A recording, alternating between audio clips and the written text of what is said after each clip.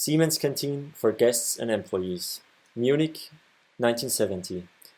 Only 4 years after finishing Reti, Hollein was asked by Siemens to remodel the interiors of the corporate headquarters.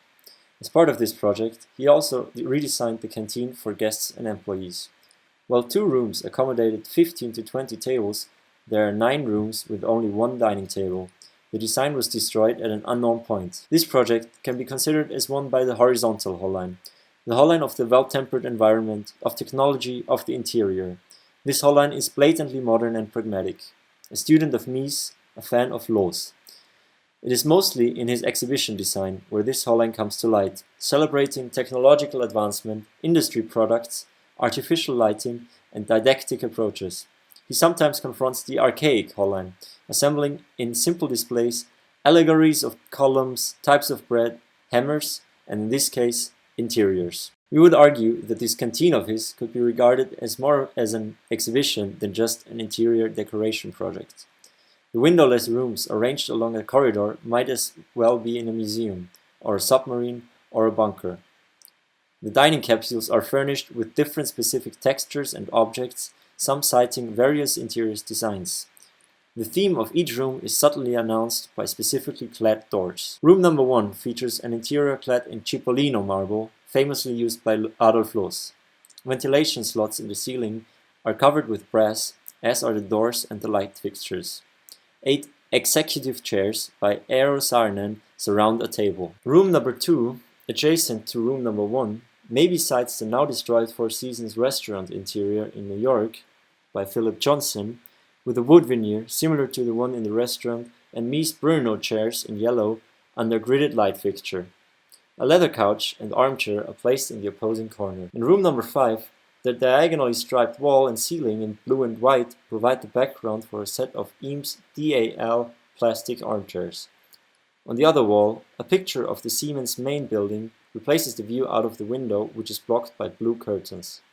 An array of translucent light bulbs illuminates the space. Room 8 comes close to a space-age family dining room, completely clad in white 1:1 meter plastic models and lit by a square light field.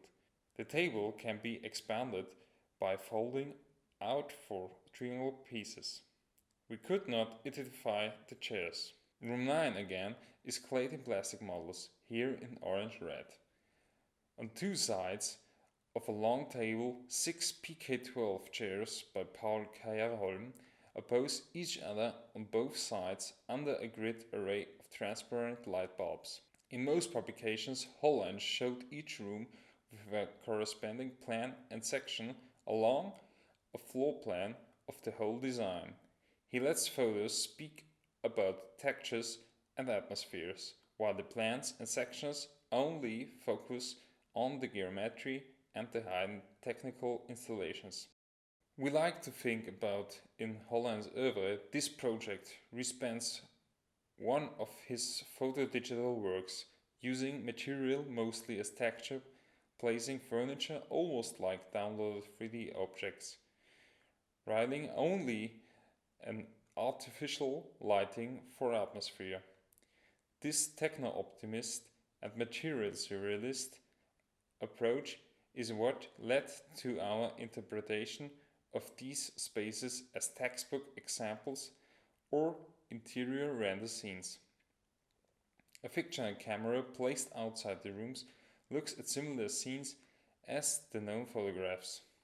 However, the point of view is physically impossible and thus makes the visual reconstruction evident. Our axonometric drawing examines not the floor but the ceiling and the specific parameters of the dining captures that are documented.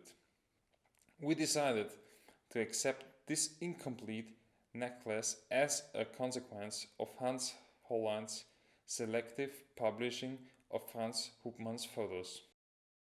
The fact that only 5 of the 9 special dining rooms are probably published, with another room only visible in the pixelated lecture slide, turns our analysis into a mere fragment of the convention. However, for the time being, it can serve as the basis for future research and a speculative imagination.